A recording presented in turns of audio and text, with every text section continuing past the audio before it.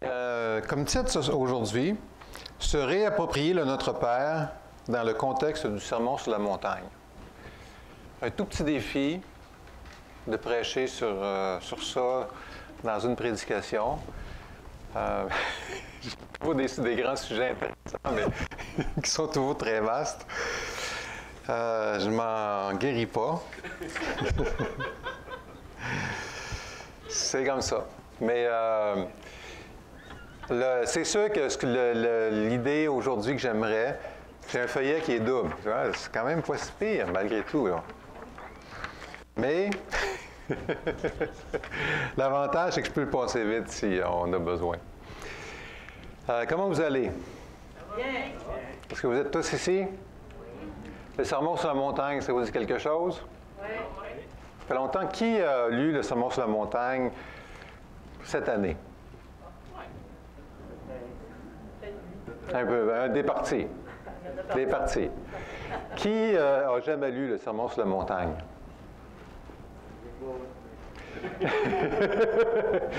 Levez votre main dans votre cœur secrètement. Bien, c'est un beau texte, le Sermon sur la montagne. Ce que je voulais m'accentuer surtout, c'était Notre Père, mais je voulais le mettre dans le contexte. Souvent, on le prend, on est habitué d'avoir, souvent il y a un enterrement, puis on fait encore le Notre Père. Puis là, les gens le récitent, etc., mais on ne l'a pas toujours compris dans le contexte. Et le but, c'est que ça puisse nous parler, nous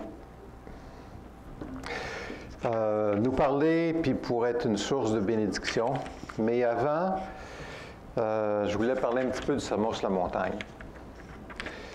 C'est un texte que j'ai médité depuis longtemps, que je trouve vraiment intéressant et défiant aussi. Beaucoup de gens, dans certains cadres théologiques, ont dit, bon, ben, le Sermon sur la montagne, c'est un enseignement pour les Juifs, alors qu'on était supposé rentrer dans le royaume terrestre. Mais comme les Juifs ont refusé le Messie, il y a eu un report du royaume, donc c'est un enseignement qui est peut-être trop élevé pour être appliqué pour nous, les croyants. Bon, ça c'est une petite marge, c'est peut-être une certaine marge de l'Église qui a pensé comme ça. Je l'ai pensé pendant un bout de temps parce que ça faisait partie de mon système théologique et puis j'ai réfléchi à ça, puis j'ai étudié, j'ai été enseigné, puis je le revois un peu différemment.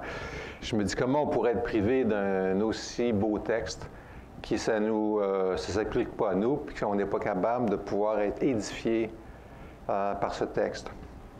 Alors, le Sermon sur la montagne, je vais mettre un mot de contexte. Ça suit Jésus qui a commencé à faire des miracles de miséricorde pour ceux qui sont malades, ceux qui sont dans le besoin. Et il va dire un peu plus tard dans Luc qu'il est venu pour les opprimés, ceux qui étaient les pauvres, ceux qui avaient des grands besoins finalement. Il est venu pour les malades. Alors, il est venu pour faire miséricorde, puis ça s'est manifesté d'abord par des miracles. C'était comme pour présenter un petit peu une dimension du royaume. Le discours qu'il y a eu juste avant, le Sermon sur la montagne, c'est Matthieu 5 à 7. C'est 3 chapitres. Comment? 5 à 7? C'est un 5 à 7, oui. Mais l'autre discours d'avant, il était beaucoup plus petit. Ça se disait, le royaume de Dieu est proche, repentez-vous. Fin du discours. C'était celui que Jean-Baptiste a dit, puis c'est celui que Jésus a dit au début aussi. Il annonçait le royaume, repentez-vous, le royaume de Dieu est proche, repentez-vous. Mais quand il va commencer dans le Sermon sur la montagne, c'est la première expression qui va, dans le fond, mettre de la nourriture à le royaume de Dieu est proche, repentez-vous. Donc, on s'attend à ce qu'il va expliquer le royaume, qu'est-ce que le royaume de Dieu, puis qu'est-ce que c'est que ça va impliquer chez nous comme réponse. Évidemment, on se demande pourquoi le Seigneur fait ce grand discours-là au début de son ministère. Pourquoi il ne le fait pas à la fin? C'est sûr qu'à la fin, il va être rejeté. Il va falloir qu'il se méfie parce que là, sa tête est prise et puis il va parler beaucoup plus en parabole. Il veut continuer de faire son ministère sans se faire prendre avant son temps. Mais en tout cas, c'est quand même un message qui va expliciter au tout début de son ministère pour dire, bon, c'est quoi le royaume? Il y a dans Matthieu, on n'a pas le même rapport à la foi qu'on va trouver dans l'Évangile de Jean. Jean 3,16, par exemple, on ne le retrouve pas dans Matthieu. La foi personnelle en Jésus n'est pas mentionnée, sauf une fois, quand il dit « Empêchez pas ces petits de croire en moi ». C'est la seule fois qu'il y a une foi directe en Jésus qui est mentionnée. Jésus va souvent parler de la foi au Père, gens de peu de foi, ayez foi en Dieu comme un grain de sénévé. Il va rapporter ça au Père et il va moins le faire personnellement sur lui. Ça va venir plus tard, puis dans l'Évangile de Jean. Mais il faut le mettre dans le contexte du royaume présenté par Matthieu. Il faut comprendre le royaume par Matthieu, ça a sa valeur. Ce que Matthieu dit a sa valeur, ce que Jean dit a sa valeur, puis dans l'ensemble, ça fait un tout, mais on a besoin de comprendre ça. Mais il va y avoir 3 points que j'aimerais voir dans le Sermon sur la montagne. Vous vous souvenez que j'avais parlé du cap. Le cap, c'est Yves qui avait proposé les lettres. C'était de comprendre le cadre qui nous est présenté, qui est au-delà de nous, qui est transcendant à nous, qui est en dehors de nous, s'approprier pour notre être à soi, et puis après ça, mettre en pratique. Donc, comprendre le cadre, s'approprier sur notre être, puis mettre en pratique le cap. Dans le Sermon sur la montagne, on va voir ça. Présenter le royaume, ça va être le cadre, comprendre le cadre. Quel royaume vous est présenté? Après ça, se repentir, ça va être qu'est-ce que c'est que ça donne comme réponse dans mon être, à m'approprier, puis qu'est-ce que je vais mettre en pratique. Fait qu'il y a ces 3 volets-là qu'on va adresser sommairement dans le royaume, dans le sermon, avant de se concentrer sur notre Père. Il y a un préalable, par contre, sur le volet du royaume. Il y a 2 questions qu'on peut se poser. Quel Dieu? Évidemment, on va dire que c'est le Dieu chrétien, le Père de Jésus-Christ, mais comment il est ce Dieu-là? Ça va jouer beaucoup sur l'interprétation du sermon. Et puis, quel cadre il va y avoir? Est-ce que c'est un cadre d'exigence ou un cadre de vision? Est-ce que vous êtes avec moi ou je vous perds?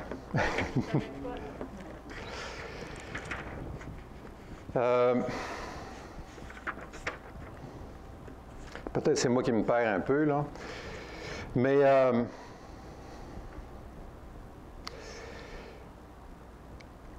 bon, on veut présenter le royaume et qui donne... le sermon va nous donner les grands traits du royaume. On a besoin de comprendre le royaume de Dieu. Souvent, on a l'impression que, bon, c'était dans les évangiles, on en parle moins dans les épîtres, ce qui est faux, parce qu'on va faire référence dans les actes, puis ailleurs sur le royaume de Dieu qui nous est présenté. Puis le but, c'est plus qu'on puisse comprendre.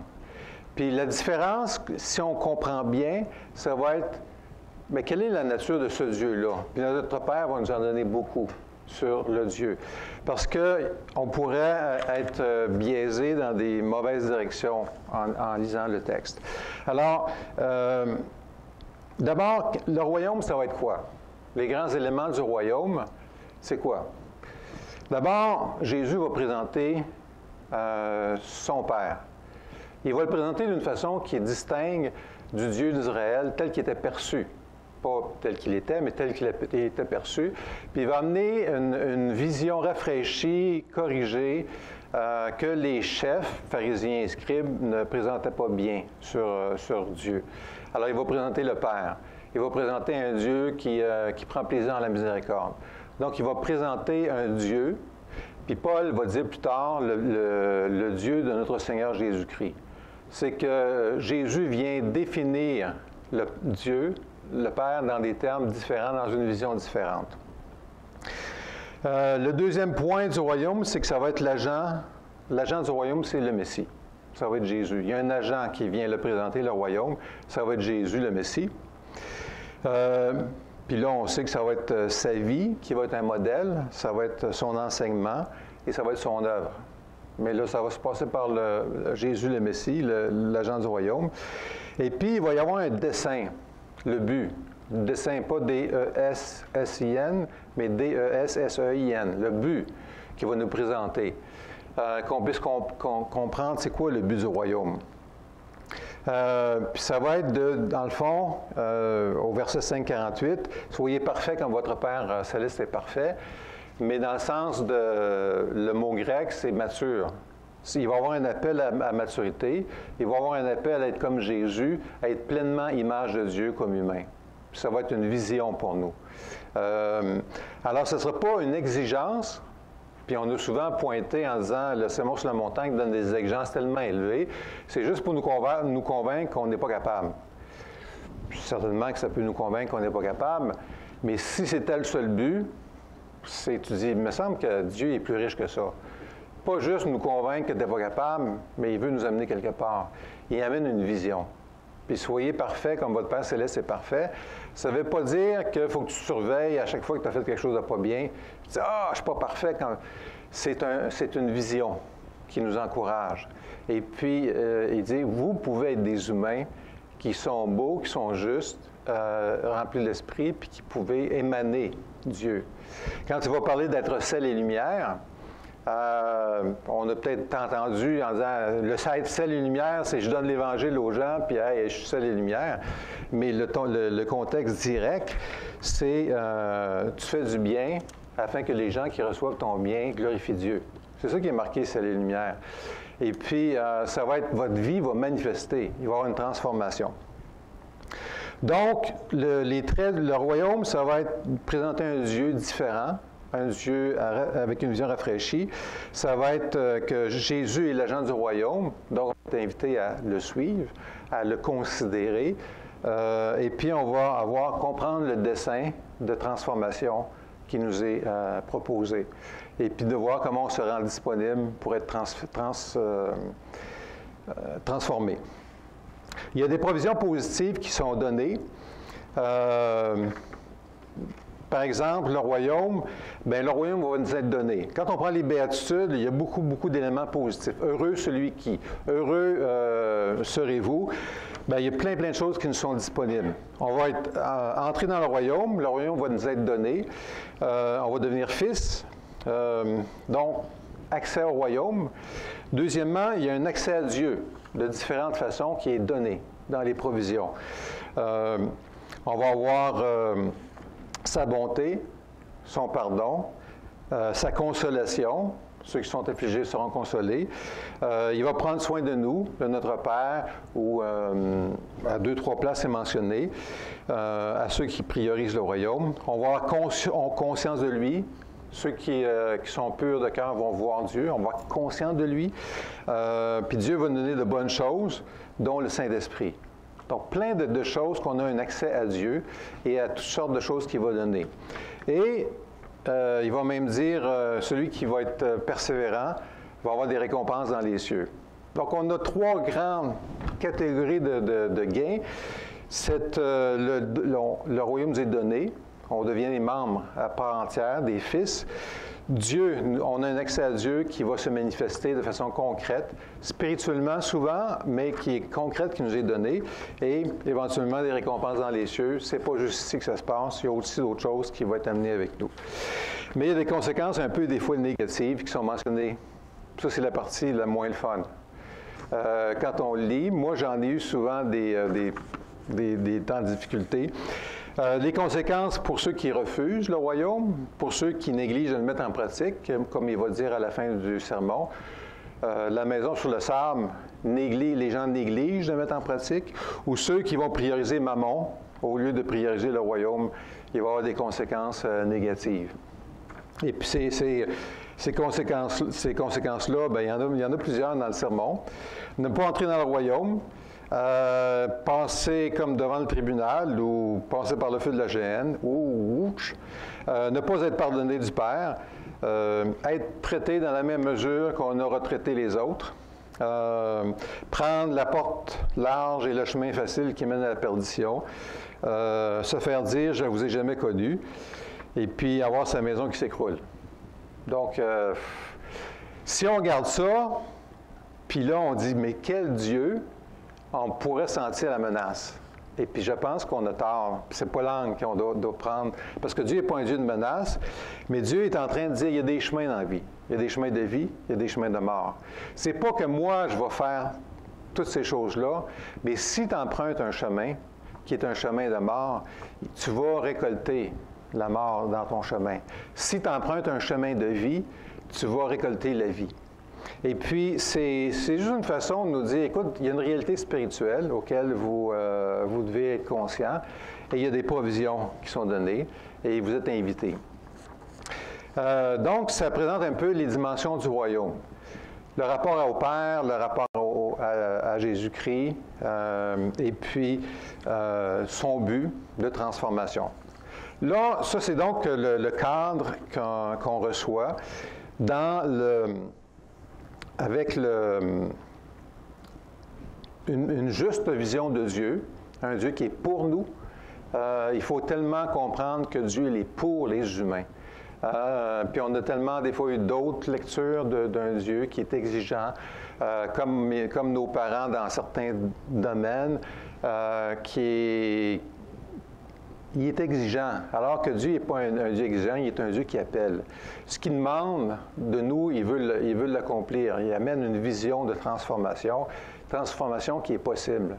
Donc, si on regarde ça dans un cadre de transformation, de vision, et d'un Dieu qui est pour nous, bien là, on a une juste cadre. On prend ce qui est juste dans le cadre et non pas l'interpréter mauvaisement, de mauvaise façon. La réponse humaine, bien, toutes les béatitudes vont nous le dire. Un cœur qui est préparé, ouvert, qui reconnaît sa pauvreté spirituelle, qui est pur, c'est-à-dire qui est honnête. On n'est pas pur dans le sens que tous nos actes sont corrects, puis nos pensées sont correctes, mais on est pur quand on est honnête. Puis dire, OK, là j'ai tort, là je manque, là je ne le sais pas. Puis là, tu vas chercher l'honnêteté du cœur, besoin de faire le bien comme bâtissait les lumières, faire le bien à la gloire du Père. Et puis, de choisir la porte étroite et le chemin resserré. Il va y avoir des ajustements. On ne peut pas s'en sortir en disant hey, « moi j'ai Jésus ». La porte étroite demeure dans notre marche de recherche, de se consacrer quotidiennement, qui va être entre autres la prière, la méditation, pour poursuivre. Donc, il y a une réponse humaine qui va se laisser souvent inspirer par les béatitudes. Et puis, l'essentiel, ça va être d'agir non par motif d'apparence, mais par motif de conviction de cœur. On le voit devant la prière, devant le monde, devant le jeûne. Il disait, si vous faites ça par apparence, dans les trois cas, c'est en vain. Vous êtes appelé à le faire de façon honnête de cœur en disant, j'y vois la raison. Je donne, c'est un choix libre. Je vais jeûner pour chercher la face de Dieu, c'est librement que je le fais. Je ne le fais pas pour paraître, je le fais vraiment de liberté de cœur. Donc, on agit vraiment par conviction de cœur, et puis ça va être l'essentiel de la réponse, de transformation. Puis après ça, il y a des pratiques. On est toujours dans le domaine de la repentance, là. Un cœur qui voit sa pauvreté, qui voit son besoin, mais qui voit la richesse du royaume, c'est dans la repentance, de l'ajustement. Puis là, il y a des éléments de pratique. Puis il y a 3 catégories de pratiques qu'on peut voir dans le sermon. La première, bien, c'est de chercher le royaume. Alors, il y a une recherche. Frapper, demander, chercher. Il y a une recherche des éléments du royaume. Avec discernement, quand il va dire si vous écoutez un prophète, ben vous allez vérifier ses fruits avant de suivre le prophète. Alors, si vous suivez quelqu'un, vous êtes supposé avoir du discernement. Fait qu'il est en train de dire, mettez-vous pas d'une place, puis vous êtes correct à vitam aeternam. Vous avez chacun à exercer le discernement de choix. Donc, on a une recherche dans le discernement qui est nécessaire. Et puis, on doit préférer dans le royaume à Mammon. Mammon étant l'argent.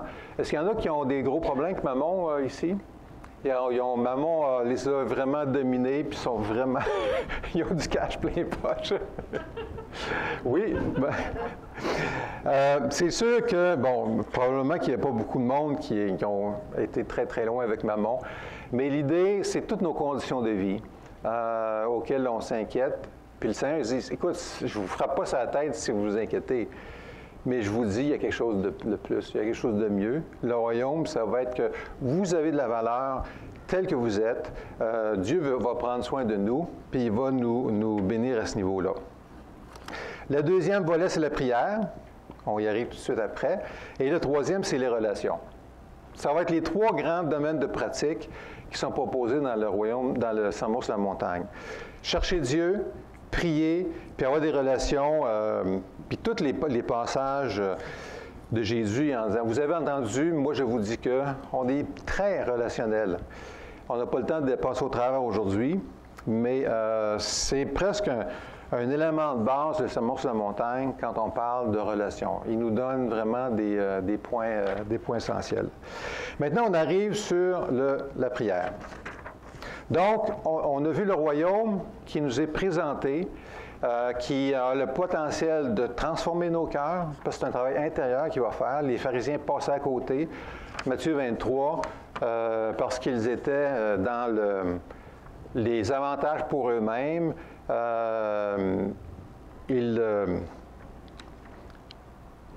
Ma mémoire fait défaut, mais ils ont passé à côté, les pharisiens. Quand ils disent il faut que votre justice surpasse celle des pharisiens, bien, c'est des hypocrites, des gens qui pensaient à leur poche, à leur avantage, et puis qui n'aidaient pas les autres à prendre le salut. Donc, c'était pas nécessairement difficile d'être à côté. On a vu qu'il y avait des mauvais fondements, même s'il y avait l'apparence d'avoir les bons. Ils travaillaient à l'extérieur et non pas à l'intérieur. Et puis, on a des pratiques qui peuvent être bonnes, puis dont celle du Notre Père. Question préalable pour le Notre Père. Encore une fois, auprès de quel Dieu s'approche-t-on? J'ai eu peur, moi, au début de ma vie chrétienne, quand j'ai tombé sur 1 Corinthiens 7, qui disait si vous êtes trouvé célibataire, bien, restez comme ça, dans une interprétation très rapide. Et puis j'ai cru beaucoup cette interprétation rapide, et puis je ne l'aimais pas beaucoup. Quand j'étais tombé dans Éphésiens, quand il disait ne faites pas des plaisanteries, c'est pas de bonne loi. Moi qui aime l'humour, là j'ai vraiment pensé que les plaisanteries et l'humour, c'était pas bon. C'est sûr que pourquoi je pensais ça? C'est pas qu'on me l'a enseigné, mais il y avait quelque chose. C'était ma peur de Dieu, quelque part, qui faisait que j'ai tombé dans ces craques-là.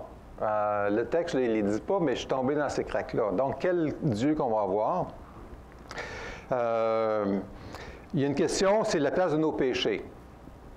Et où la place de nos péchés dans notre Père? Donc, Jésus va donner deux petits préalables au chapitre 6, avant notre Père. On doit avoir une saine motivation, une honnêteté de cœur et de ne pas faire avec paraître. Ce qu'il dit, si tu veux prier au coin des rues, bien là, tu vas... Tu fais ça pour le paraître et non pas pour la réalité. Rentre dans ta chambre puis sois honnête avec ta réalité. Donc, honnêteté de cœur. Puis après ça, multipliez pas vos paroles pour que, comme les païens, à force de parole, de convaincre Dieu.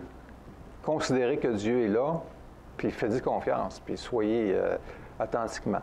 Donc, dans Notre Père, il va y avoir deux et même un troisième volet qui pourrait probablement toucher notre structure de prière. Vous allez dire, Alain, tu en as présenté une structure en 5 volets, l'autre fois dans le psaume 90. Là, il y en a 3 volets ici. Ben, on va se revoir une autre fois dans un autre texte. Il va probablement en avoir, mais ils ne sont pas diamétralement opposés, mais ils sont intéressants. Le volet numéro 1, qui est de Matthieu 6, versets 9 à 10, c'est le rapport à Dieu. Comment on commence la prière? En s'assoyant puis en considérant Dieu. On s'assoit dans notre cœur. On ne part pas dans les besoins puis vite. On s'assoit, on considère Dieu. Et puis, il va y avoir 3 choses. Notre Père, que ton nom soit sanctifié. Le deuxième, ça va être que ton règne vienne. Puis le troisième, que ta volonté soit faite sur la terre comme au ciel. On est en train de voir, mais à quel Dieu je m'approche? Et puis, ces trois phrases-là font référence à quelque chose. Notre Père, que ton nom soit sanctifié. Donc, mais quelle est la nature de ce Dieu-là? Qui est-il? Et comment je le considère? Si je le considère mal, OK, qu'est-ce que je dois faire pour réajuster? Il est Père. Est-ce que je le vois comme Père? Au sens, si j'ai été abusé dans mon enfance, il y en a plein qui ont de la misère avec le terme père. Il y en a un ami que j'ai rencontré, il a de la misère avec le mot Dieu. Il était élevé chez des pères qui avaient les mains longues, et puis il a de la misère avec le mot Dieu. Il dit, écoute, ça serait le fun si on enlevait ce mot-là, Dieu. Il y a eu une mauvaise expérience. Mais ce que Jésus nous dit, c'est que Dieu, il est notre Père, puis que son nom soit sanctifié, ça veut dire quoi? Le nom de Dieu, c'est sa réputation. Qu'est-ce qu'il signifie? Est-ce que le nom de Dieu doit être sanctifié au ciel? Pas du tout. Il n'y a pas besoin d'être sanctifié au ciel, les gens le voient direct. Il a besoin d'être sanctifié ici, dans nos cœurs, sur la terre. Puis moi, je pense que ton nom soit sanctifié, bien, c'est que la réputation de Dieu soit sanctifiée dans le cœur des incroyants et dans le cœur des croyants. Parce qu'on a tous besoin d'un nettoyage, de quel Dieu nous a affectés, c'est quoi les racines réelles de Dieu pour qu'on retrouve un Dieu Père auquel on a confiance, puis qu'on sait qu'il est pour nous, puis qu'il y a une vision pour nous. Donc, on va voir sa nature de Père, puis que sa réputation soit restaurée dans notre cœur, dans nos cœurs. Celui qui est juste et ne se fait jamais tenter par le mal et qui ne peut tenter personne au mal. Celui qui est amour, source de miséricorde et de grâce. C'est de ça qu'on s'attend du Père et puis de sa restauration qui est équilibrée. Il est équilibré dans sa justice et dans son amour et dans sa capacité. Il est bon, il est saint, puis il est vraiment capable. Il y a tout ça. Puis il y a l'équilibre parfait dans tout ça auquel je peux y faire confiance. Et puis, nous avons besoin de la réputation de Dieu. Si on a des gens qui sont incroyants ou fermés autour de nous, ils ont besoin d'un nettoyage sur la réputation de Dieu. Il y a des obstacles qui sont là. Puis on ne peut pas dire c'est parce qu'ils n'aiment pas le Seigneur. Écoute, personne n'aime le Seigneur avant de pouvoir être réajusté sur un Dieu qui est bon pour nous, puis qui est pour nous. Alors souvent, on a besoin de faire ce travail-là. Vous avez entendu parler des reproches de la société face à l'héritage judéo-chrétien.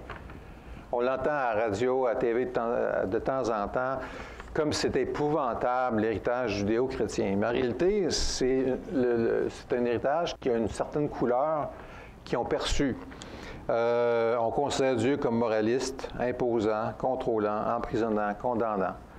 À tort, mais c'est ça qu'il y a souvent. Alors, c'est pour ça qu'on a besoin que le cœur soit restauré. Puis pourquoi Jésus nous dit « priez ça » ? Bien, c'est parce qu'on a besoin. Les humains en ont besoin. C'est pas le Père qui a besoin que son nom soit restauré. C'est dans nos cœurs, c'est dans notre perception à nous qu'il a besoin que ce soit restauré. Le deuxième, donc, la nature de Dieu, le premier. Je me réaligne sur la nature de Dieu, sur qui il est. Et puis avec une recherche pour que ce soit restauré. Je deviens actif en le demandant. Je ne suis pas juste...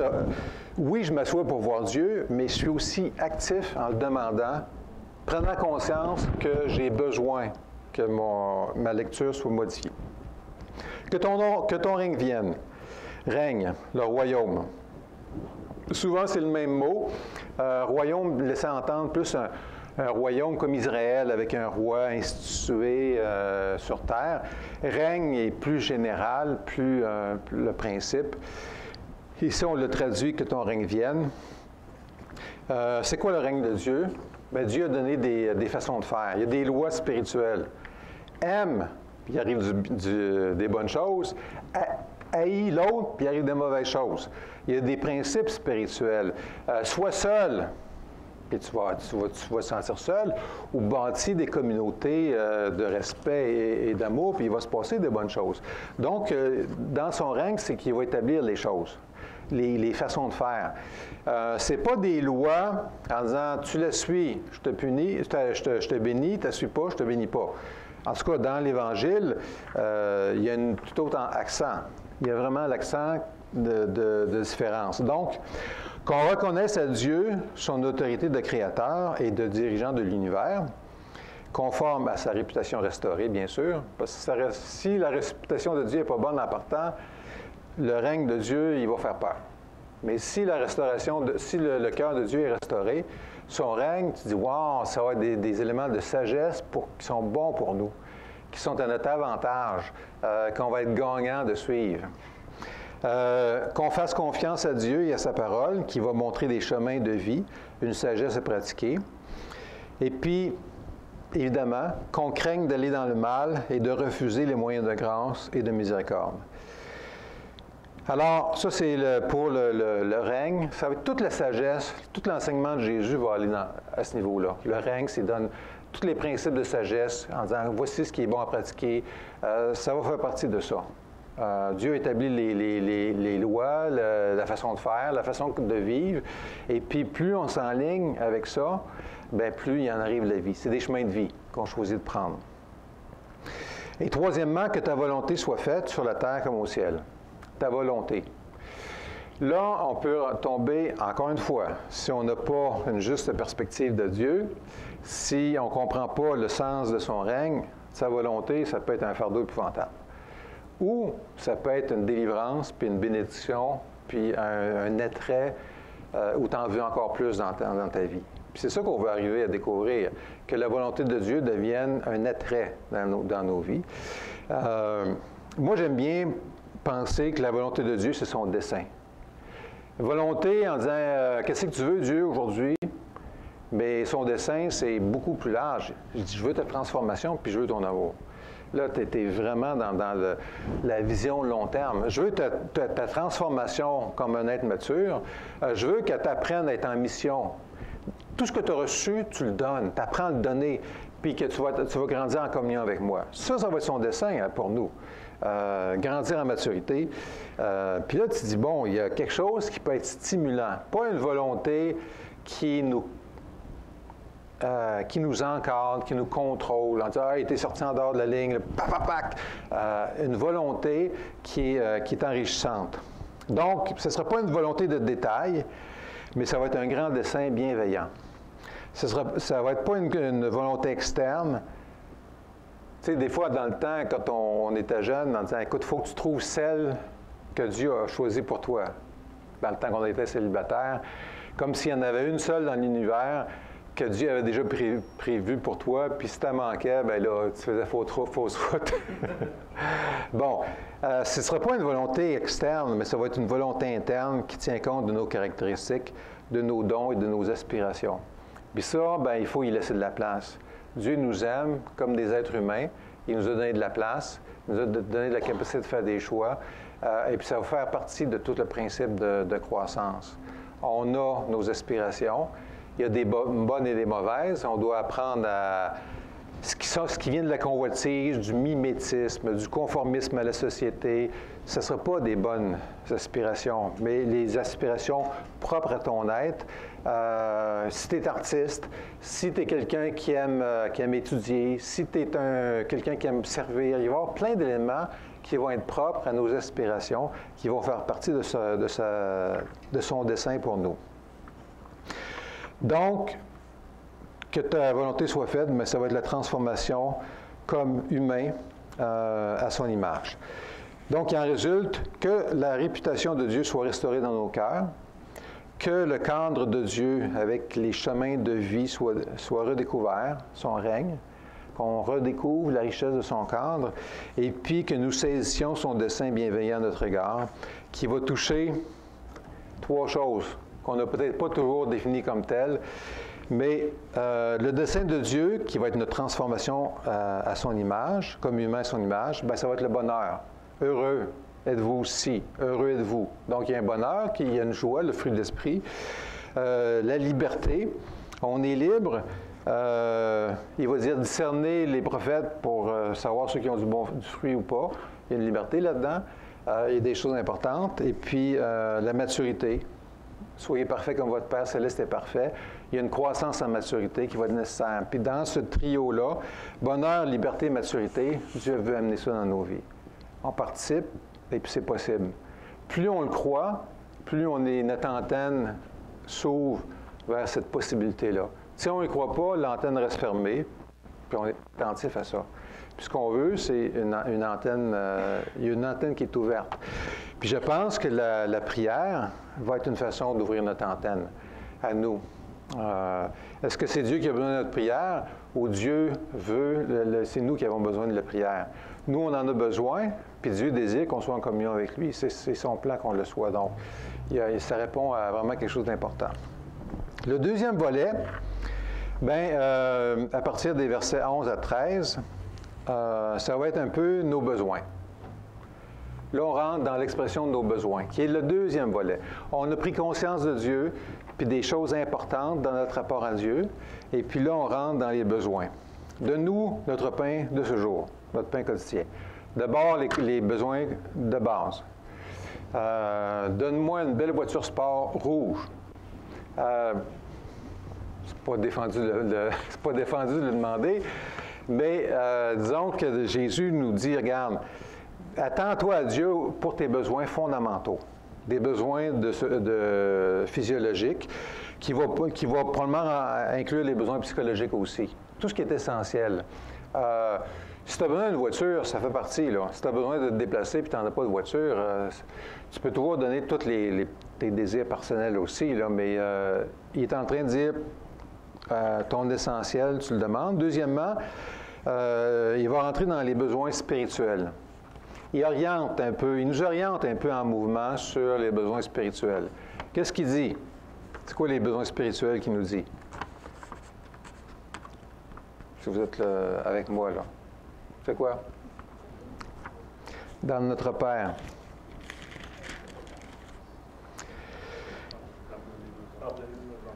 Pardonnez-nous nos offenses, comme nous pardonnons à ceux qui nous ont offensés. Délivre-nous de la tentation, délivre-nous du mal. C'est les trois points. Donc, il est en train de dire l'essentiel de la vie spirituelle, que tu vas te remettre devant Dieu. Pardon à recevoir et à donner. Résistance aux tentations, puis résistance au mal, qui vont être les grands besoins spirituels. Puis il nous dit, OK, mets ça devant le Seigneur, demande-le. C'est pas limitatif, mais c'est des éléments qui sont importants. Puis comme on a déjà vu, le mal qu'on a, c'est souvent le soupçon qu'on a eu en Adam envers Dieu. Dieu est-il vraiment bon? Dieu est-il vraiment juste? Et puis, on délivre-nous du mal, puis de recroire encore que Dieu est bon et juste. Délivre-nous de la tentation, bien, c'est la fameuse convoitise, bien, tu vas être comme Dieu, tu vas être soit plus que ce que tu es, au lieu d'être simplement ce qu'on est. Et puis, la tentation d'être autre chose nous fait nous priver de nos vies. C'est pas juste les chrétiens qui le disent. Souvent, en psychologie, on va dire, il faut que tu sois toi-même, faut pas que tu vises d'être quelqu'un d'autre que ce que tu es. Et puis, donc, il va y avoir une dimension spirituelle à ce niveau-là. Donc, il ne s'agit pas de limiter l'expression de nos besoins à des besoins légitimes qui seraient préautorisés. C'est pas que Dieu vient de faire une liste de 3-4 choses qu'on peut demander, mais notre Père nous présente des catégories. Soyons libres d'exprimer nos besoins authentiques dans la mesure où nous sommes honnêtes de cœur. Demandez, cherchez, frappez, puis vous allez recevoir des bonnes choses, dont le Saint-Esprit. Et puis, il va, dans le passage parallèle avec Luc, il va dire, vous pouvez prier avec insistance pour obtenir. Le passage parallèle, c'était ton voisin, tu viens de recevoir quelqu'un de la visite qui vient de loin, puis tu n'as pas de nourriture. Tu vas aller voir ton ami qui reste à côté de toi, puis tu vas le déranger en disant « Veux-tu me donner du pain? J'ai des amis qui arrivent de loin. » Puis l'ami dit il ne va pas se lever parce qu'il est de bonne humeur, il n'est pas content, il est couché, mais il va le faire parce que tu le demandes, mais aussi parce qu'on porte tout en Israël le sens de l'hospitalité. Donc, il va t'aider à rencontrer ton besoin ou ta responsabilité d'hospitalité. Il va le faire avec toi, puis il va te le donner. Puis ça donne un petit peu que la prière, elle a un bénéfice pour les autres. Je vais être responsable. Je vais prier pour mes responsabilités, d'être hospitalier ou de quoi que ce soit, puis Dieu va nous donner ce qu'on va prier dans le sens de nos responsabilités. Le troisième volet qui est sous-entendu, c'est que dans ce qu'on a dit, il n'y a pas eu de confession de péché. Il ne nous dit pas, OK, là, tu vas confesser tes péchés. Jésus, il ne dit pas aux apôtres, on ne confesse pas des péchés, on confesse un peu notre état. Oui, je suis en besoin. Oui, je suis en besoin face au mal, je suis en besoin face aux tentations, je suis en besoin. Donc, une reconnaissance de notre faiblesse, mais pas une grande confession de péché. Et puis, dans l'esprit du péché, ce n'est pas un ensemble de gestes mauvais, c'est de manquer le but. Et puis, tout l'esprit est de retrouver un but qui est juste et bon. Donc, on confesse, on reconnaît notre faiblesse, qui rejoint « Heureux les pauvres en esprit, car ils verront Dieu, et puis ils vont avoir accès à Dieu. » Donc, un point intéressant, quand il dit ceux qui vont venir à Jésus, puis il dit « Moi, j'ai prêché en ton nom, j'ai guéri, j'ai chassé des démons », puis que Jésus, il dit « Je vous ai jamais connu ». Je m'étais demandé, mais pourquoi il dit « Je vous ai jamais connu » ? Pourquoi il ne dit pas « Vous ne m'avez pas connu ».